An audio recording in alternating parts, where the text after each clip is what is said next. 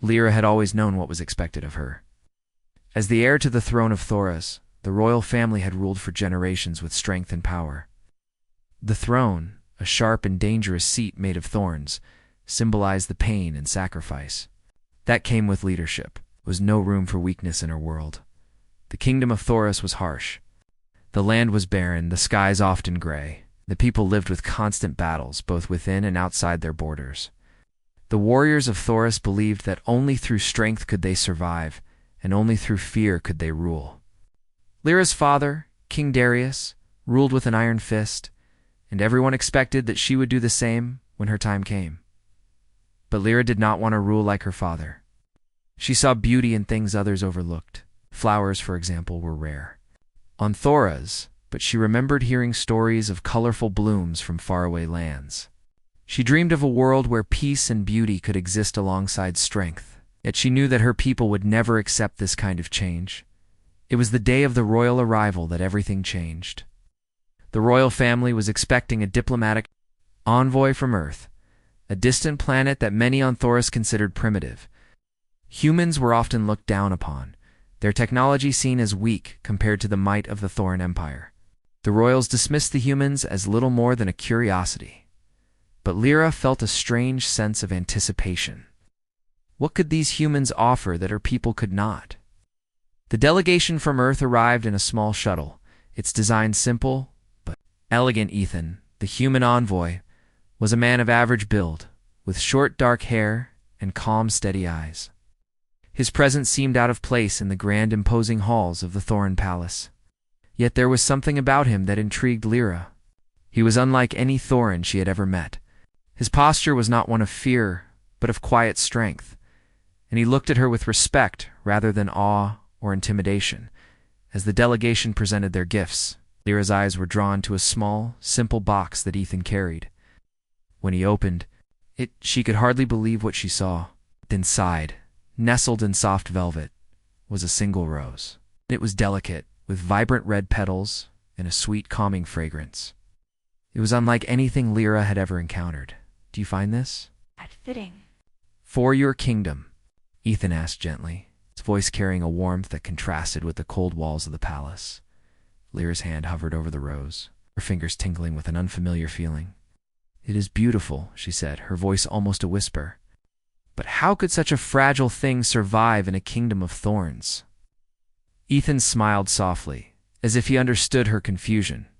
"This rose," he explained, "was grown on Earth. It thrives in peaceful soil, and though it may seem delicate, it is strong in its own way. It is a symbol of the beauty and peace we value." Lyra's mind raced. The idea of something so soft and peaceful existing in a place of war and hardship seemed impossible. But the rose called to her in a way that words could not describe. She longed to touch it again, to understand why it made her feel this way. "Why do you give us this?" she asked. "What do you want from us in return?" "We ask for nothing," Ethan replied. "We merely want to offer a gift of peace. Something to remind you that even in the darkest places, beauty can grow." Lyra could not take her eyes off the rose.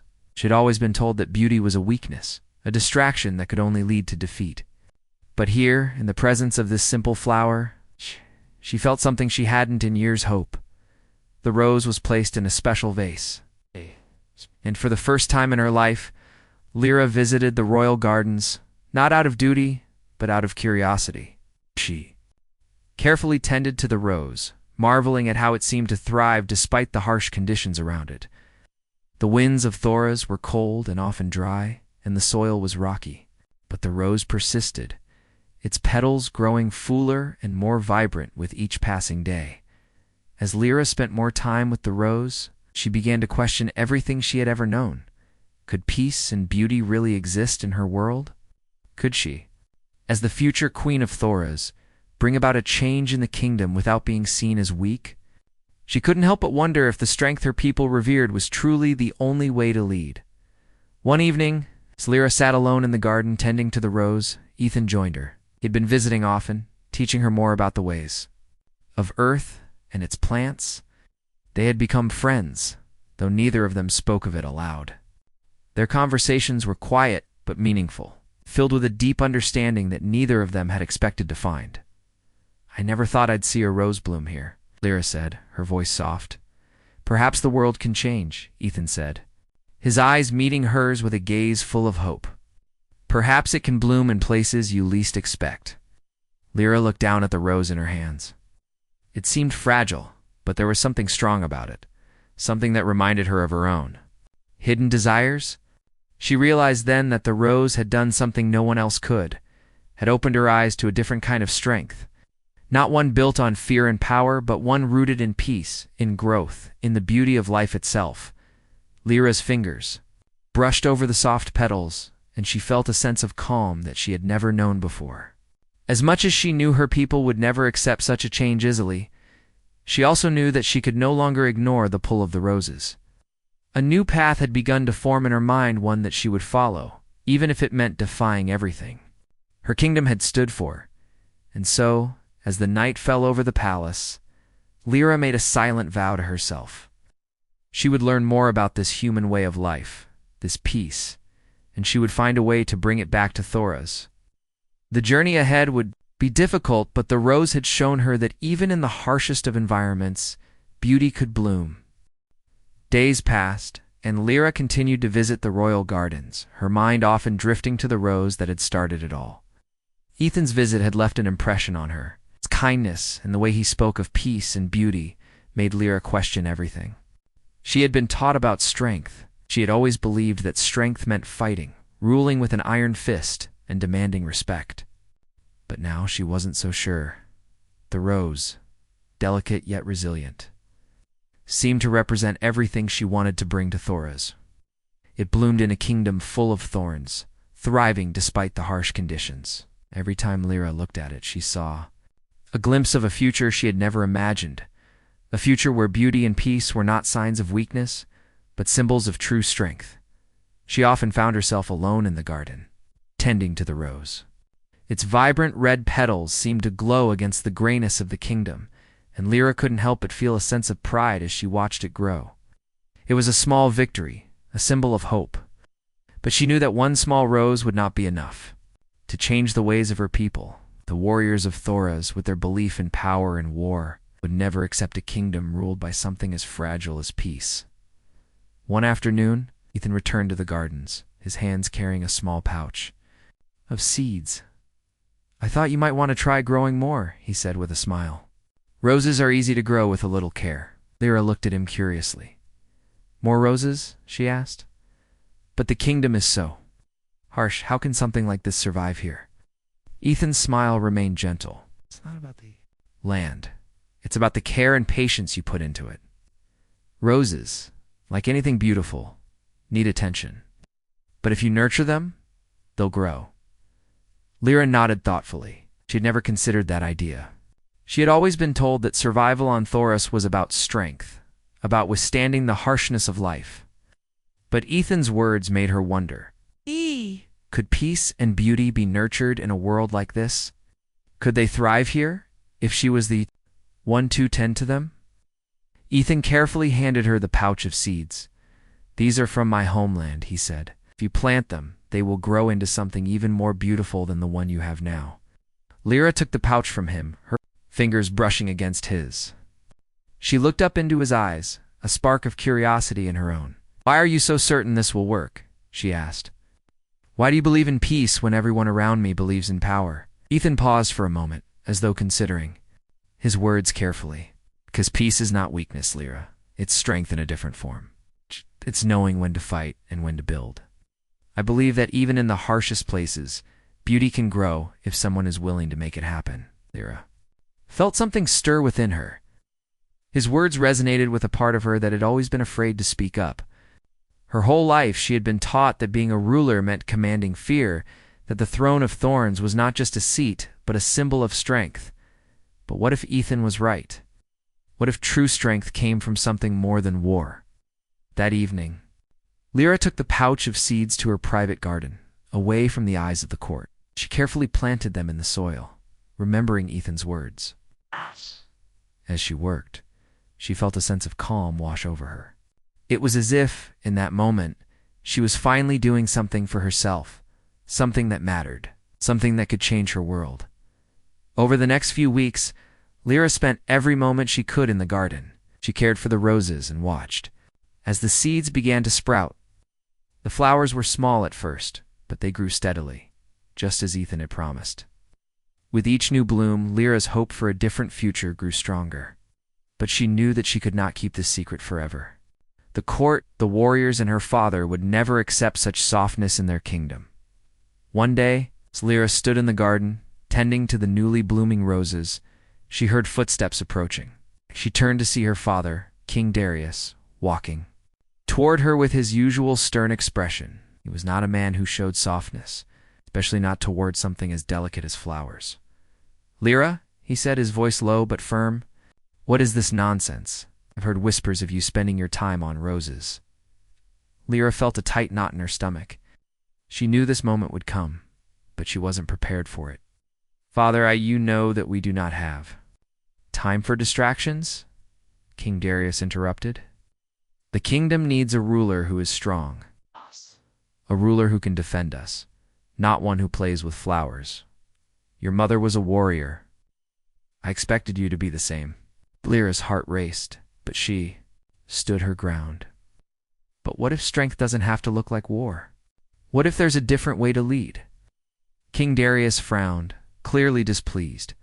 "There is no place for weakness in Thorns. You will learn that, Lyra. You will learn that the throne of Thorns demands sacrifice. No one can rule with roses." His words stung, but Lyra refused to back down.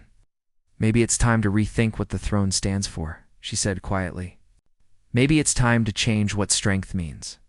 The king's expression darkened. "You are the heir to the throne. Do not forget that." Lyra watched as he turned and walked away, her heart heavy with the weight of his words.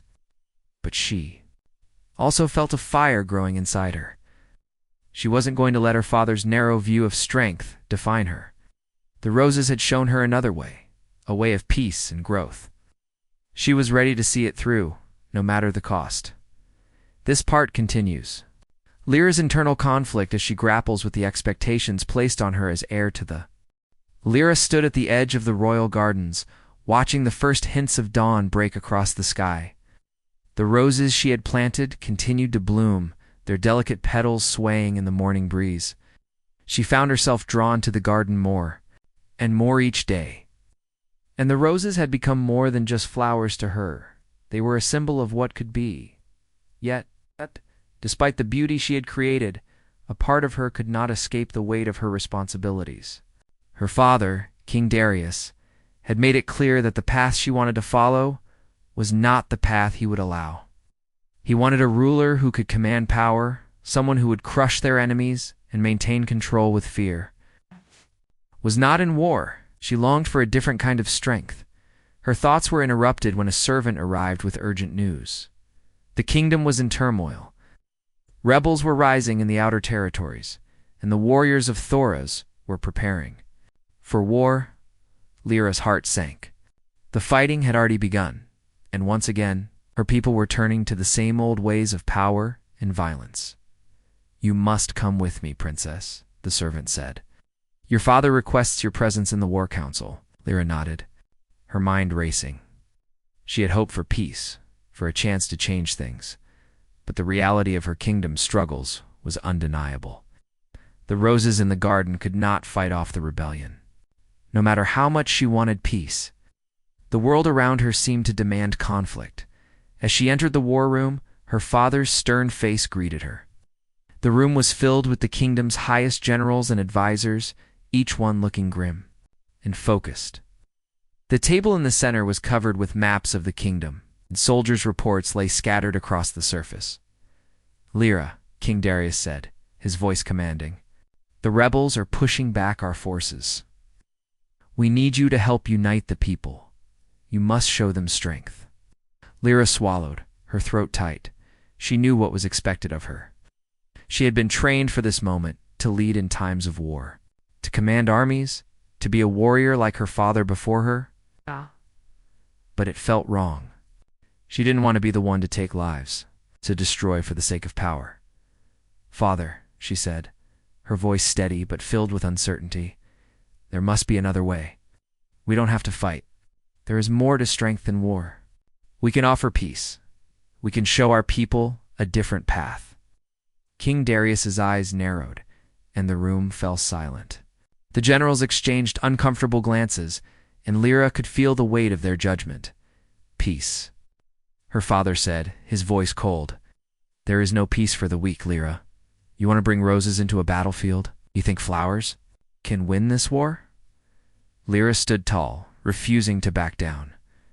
"I don't believe we have to fight this war. We can end it by showing them a better way. We can give them hope instead of fear."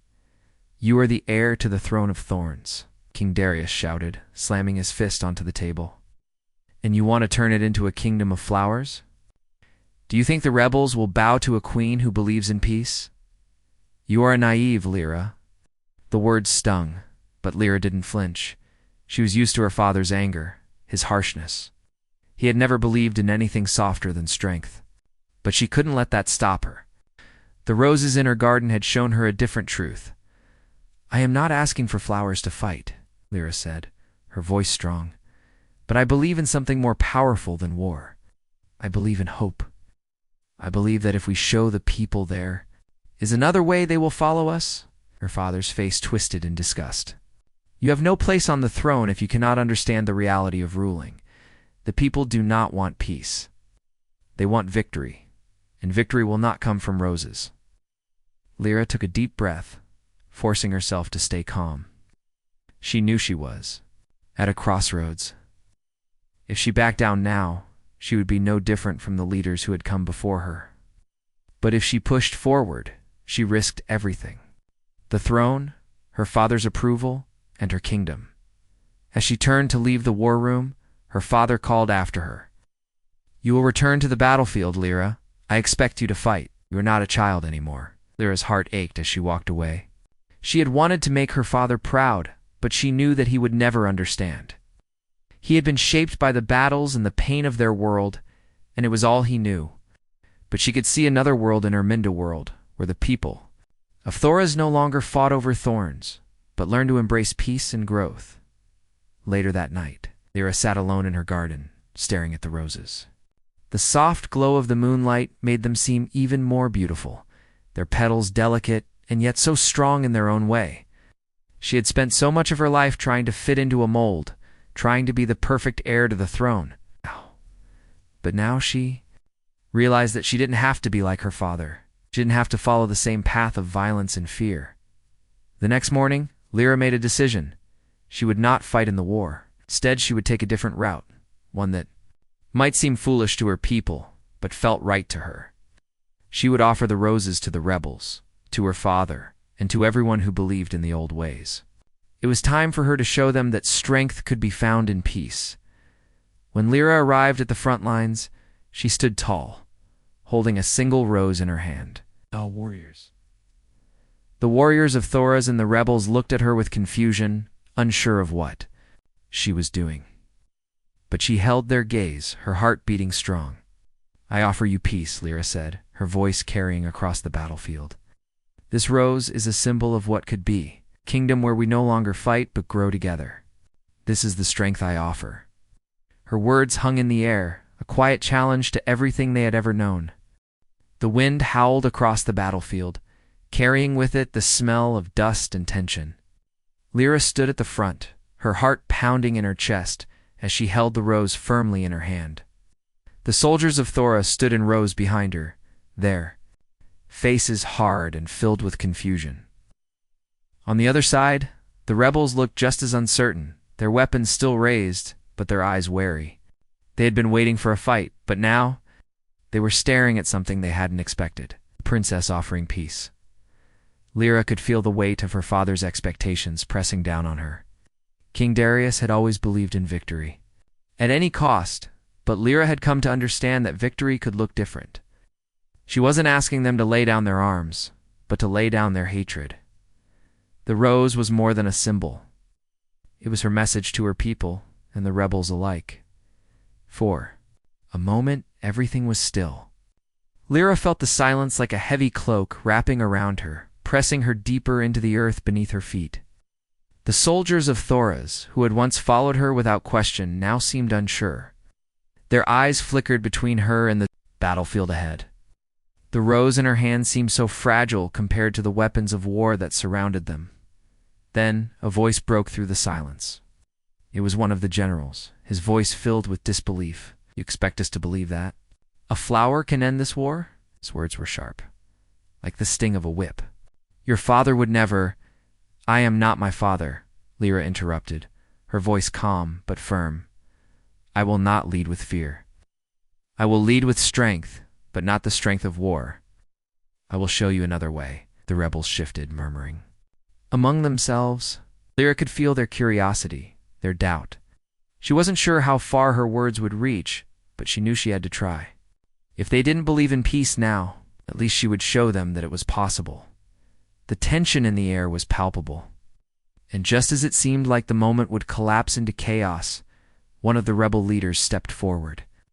He was tall and broad-shouldered, his armor covered in scars from many battles. His eyes met Lyra's, with a mixture of respect and defiance.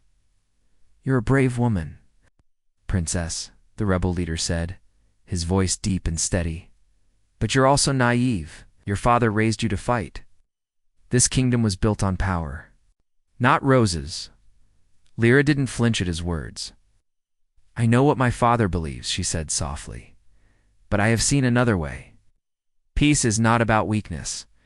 It's about courage. Courage to change, to lead with love rather than fear." The rebel leader didn't answer immediately, stared at the rose in her hand, and Lyra could almost see the battle inside him. The roses that had bloomed in her garden were a sign of hope, but they were also a reminder of the world he had left behind, a world where strength was measured by how much blood could be spilled. "Do you think the rebels will follow you?" the leader asked. "Do you think they'll just drop their weapons and embrace peace? We've been fighting for so long. We've lost everything." "What have you lost, Princess?" Lyra's heart ached at his words. She had lost so much, even if she hadn't fought the battles the way he had. "I have lost my people's trust. I have lost my father's approval. But I have gained something stronger. I've gained the belief that we can do better than this." The rebel leader was silent for a moment. His eyes never left the rose. Finally, he spoke again, his tone softer. Maybe there's more to you than I thought, Princess. But I can't speak for the rest of my people." As if on cue, one of Lyra's generals stepped forward, his eyes narrowed. "Enough of this foolishness," he shouted. "You can't expect us to follow a leader who won't fight, a leader who wants to bring flowers to a battlefield. We are warriors. This is what we know." Lyra turned to face him, her heart heavy, but her resolve firm. "Then you have made your choice," she said quietly. "But I will not lead with your kind of strength. I will lead with something else." The general's eyes flashed with anger, and he moved to raise his sword, but before he could, another voice interrupted. "It's enough." The voice came from the back of the crowd. Lyra turned and saw Ethan walking toward her, his face set with determination. He had arrived from the human delegation, but today he was here as her ally, standing beside her, a symbol of the peace she longed to bring. "Ethan," Lyra said, surprised to see him. "What are you doing here?" "I am here because I believe." "In what you're doing, Lyra?" he said, his voice steady. "The people of Earth believe in peace, but we also believe in strength. Not the kind of strength that destroys, but the kind that builds." The generals and rebels looked at Ethan, unsure of what to make of him. His calm presence seemed to make everyone pause, even if they didn't fully understand him. Lyra stepped forward, standing beside Ethan, her heart now filled with more hope than fear. "I may not be able to change everyone's mind today," she said to the crowd, "but I will not back down. I will fight for peace, and I will fight for a kingdom where roses can bloom, not just thorns." The rebel leader looked at her, and for a moment their eyes locked. He seemed to see something in her, something different, something strong. He nodded, though his face remained hard. "We will see, Princess. We will see if your roses can survive the thorns." With that, he turned, signaling to his men. Slowly, the rebels began to lower their weapons. The soldiers of Thorns, still uncertain, stood in silence, waiting for something to happen. Lyra held her breath, her heart racing. She didn't know what would come next. She didn't know if the peace she offered would be accepted, but she knew one thing for sure. She had started something, and she would not let it die. The sun hung low in the sky, casting long shadows over the battlefield where Lyra stood, her heart full of mixed emotions. It had been days since the rebels had lowered their weapons and agreed to a temporary ceasefire, but the peace between them and the kingdom was fragile. Her offer of peace, symbolized by the roses she had grown, had not solved everything. Tensions still simmered beneath the surface, and many of the kingdom's generals remained opposed to her idea. Lyra stood on the balcony of the royal palace, looking out over the city. Her father's war campaign continued to push forward, and the news from the front lines was grim. The rebels had regrouped, and it was only a matter of time before the fighting resumed. She could feel the weight of the coming storm. Despite her efforts, the old ways of ruling through fear and bloodshed were not easy to overcome. Ethan, who had stayed with her in the palace, joined her on the balcony. He was quiet for a moment, studying her face before speaking softly. "You've done something remarkable, Lyra. You've planted seeds of peace. But sometimes change takes longer than we want it to." Lyra sighed, feeling the heavy burden of the future resting on her shoulders. "I thought the roses would be enough. I thought that if I could show them peace, they would believe it. But the warriors, my own people, they don't want peace. They want victory. They want to fight, I know," Ethan said. "But the roses are still a symbol. It may take time, but it's worth fighting for. Just because people resist change doesn't mean it's not possible." Lyra nodded but didn't speak. She knew Ethan was right. She had made a promise to herself and to the people of Thorns. She would not let the old ways win. But deep down, she feared that the resistance she faced might be too much for her to overcome. Later that evening, Lyra was summoned to her father's chambers. King Darius had called a private meeting, and she knew it would not be a pleasant one as she walked through the grand halls of the palace, her mind racing with thoughts of what was to come. She had seen her father's anger before, but she had never felt it directed at her like this. When she entered his chambers, her father was sitting at his desk, his face grim. "Sit, Lyra," he said, his voice hard.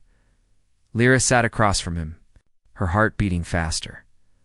"Father, what is it? Do you think this is over?" King Darius's voice was sharp, his eyes narrowed. "You have shown weakness. You have shown the rebels that you're not a true ruler. You have made us look weak." Lyra's breath caught in her throat. She had expected this, but it still hurt. "I don't want to rule through fear, Father. I want to rule with strength. Strength through peace." Her father slammed his fist on the desk. "Peace.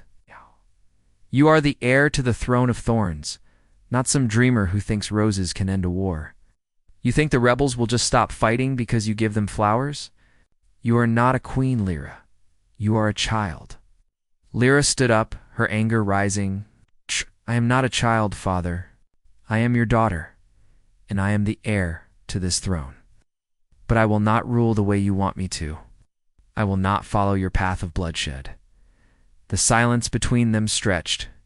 King Darius's eyes flashed with fury, but there was something else there, to something Lyra couldn't quite place. Finally he spoke again, his voice colder than before.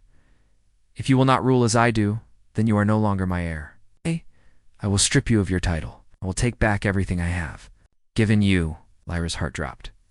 She had known this might happen, but hearing her father say it out loud made it real. She had always feared that standing up for what she believed in would lead to this moment. But now, standing in front of her father, she felt something else stir inside her, a sense of clarity. "I don't need your title to be strong, Father," Lyra said, her voice steady. "I have my beliefs. I have my vision for this kingdom, and I will follow it no matter what you do to me. I am not afraid." King Darius rose from his seat, his face twisted in anger. "You will regret this, Lyra. You will see how foolish you are when the rebels tear this kingdom apart." Lyra turned to leave the room, her heart heavy but resolute. She was not sure what the future held, but she knew one thing: She could not give up on her dream of a kingdom built on peace. As she walked down the hall, her mind was swirling with thoughts of what to do next. She had defied her father, but now she had to face the consequences. She could feel the walls closing in, the weight of her decisions pressing harder than ever. She had no title, no support from the generals, and her father's army was still at war. But then a thought crossed. Her mind, a thought that gave her a glimmer of hope. The roses. She had shown the people of Thorns the beauty of peace, but she had not yet shown them the strength of it. It wasn't just about offering flowers, it was about changing their hearts. She needed to make them see that peace was not weakness, but something that could bring true strength to the kingdom. That night, Lyra stood in the garden, looking at the roses that had started it all. They had blossomed in the face of everything that tried to destroy them. They had thrived in the harshest of conditions. And now, they were a symbol of her strength, her courage, and her unwavering belief that things could be different. She would not give up. She would not let her father's anger or the warrior's refusal to change stop her. The roses had shown her that even in the hardest times, beauty could grow. And she would make sure that the beauty of peace would grow in Thorns. No matter how long it took, the next day, Lyra gathered the few supporters she had left, the ones who still believed in her vision. Together, they prepared to face the kingdom, to show them what could be accomplished if they put down their weapons and embraced peace. It would not be easy, but she knew it was the only way forward. She would fight for peace. She would fight for the roses. Lyra stood at the gates of the palace, her eyes fixed on the horizon. The sun was beginning to set, casting an orange glow over the land of Thorns. It was a quiet evening, but the stillness did not bring peace. Her heart was heavy with the weight of the decisions she had made. She had defied her father, walked away from the throne, and chosen a path that many considered foolish. But in her heart, she knew that this was the only way forward. Her father's anger still echoed in her ears. He had stripped her of her title and cast her aside, calling her foolish for choosing peace over war. But Lyra had never been one to follow the easy path. She had seen the destruction that war had caused, the lives it had claimed, and the suffering it had brought to her people. She refused to let that be the future of Thorns. Ethan stood beside her, his presence a comfort. He had been her support through everything, the one person who had never doubted her vision for the future. He placed a hand on her shoulder, offering silent encouragement. "You've done the right thing, Lyra," Ethan said, his voice calm. "Peace is never easy, but it's the only way to heal a broken world." Lyra nodded, though she still felt unsure. Had made her choice, but she knew it would not be easy to convince the rest of the kingdom. The generals still believed in war, and many of the people feared that peace would make them vulnerable. But Lyra had something they did not: a vision of a new Thorns, one where roses could bloom instead of thorns. "I have to do this," Lyra said quietly, more to herself than to Ethan. "I can't let my father's kingdom fall into the same cycle of violence. There has to be another way." Ethan smiled gently. "And you will show them. You will show them that strength doesn't always come from fighting. Sometimes it comes from having the courage to believe in something better." The next day, Lyra gathered her supporters, those who had remained loyal to her vision of peace. It was a small group, but their resolve was strong. They had seen the way the roses had grown, the way Lyra had nurtured them, even in the harshest conditions. And they knew that if Lyra could bring such beauty to Thorns, she could bring peace as well. Together, they marched to the heart of the city where the palace stood. Lyra's steps were firm, her heart filled with determination. She knew what she had to do. She had to show the people that peace was possible, that there was strength in unity, and that they could rebuild their world without violence. As they reached the central square, the people of Thorns gathered to watch. Many of them were skeptical, their faces hard and distrustful. They had lived their entire lives under the rule of war, and the idea of peace seemed like an impossible dream. But Lyra was not deterred. She stepped forward, raising her hands to silence the crowd. "People of Thorns," Lyra called, her voice strong and clear, "I know you have suffered. Know that we have all been through great trials. But I believe that we can rise above this. We do not have to fight to prove our strength. We do not have to spill more blood to show that we are strong. We can choose a different path, the crowd murmured. Some of them shaking their heads, others unsure of what to think. Lyra took a deep breath and continued. Look at these roses, she said, gesturing to the blooms that now filled the square. These flowers have grown in a kingdom full of thorns. They have survived against all odds. They are a symbol of what we can become if we choose to believe in something better. We do not need to continue the cycle of war. We can build a future where beauty, peace, and growth are the foundation of our strength. One of the generals stepped forward, his face filled with skepticism. And how do you expect us to protect ourselves if we abandon our weapons? How will we defend our kingdom if we rely on flowers instead of steel? Lyra met his gaze without hesitation. We can protect ourselves with our unity, with our will to build a better world. We do not need to rely on fear and violence. We can rise above it. We can be strong in a way that doesn't destroy everything in its path. Ethan stepped forward beside Lyra, his calm presence a silent show of support. It won't be easy, he said, his voice steady. But it is possible. Together we can change the future of Thorns. It will take time and it will take courage, but we can do it. For a long moment there was silence. The people of Thorns looked at each other, uncertainty still lingering in their eyes. But then, one by one, a few began to nod. It was not much, but it was a start. The seed of hope had been planted. Lyra turned to face the people again, her heart swelling with a mixture of hope and fear. I will not be your queen by force. I will be your leader by choice. If you believe in this vision, then let us build it together. If you believe that we can create a future of peace, then stand with me. The silence stretched for what felt like an eternity, but then, slowly, the people began to cheer. It started softly, with a few voices joining in, but soon the entire crowd was shouting in support. The warriors, who had once been skeptical, now looked to Lyra with respect. They had seen her fight not with weapons, but with her belief in a better way. Lyra's heart soared as she realized that. For the first time, she was not just a princess or an heir to a throne. She was a leader, one who had chosen the difficult path of peace and had inspired others to follow her.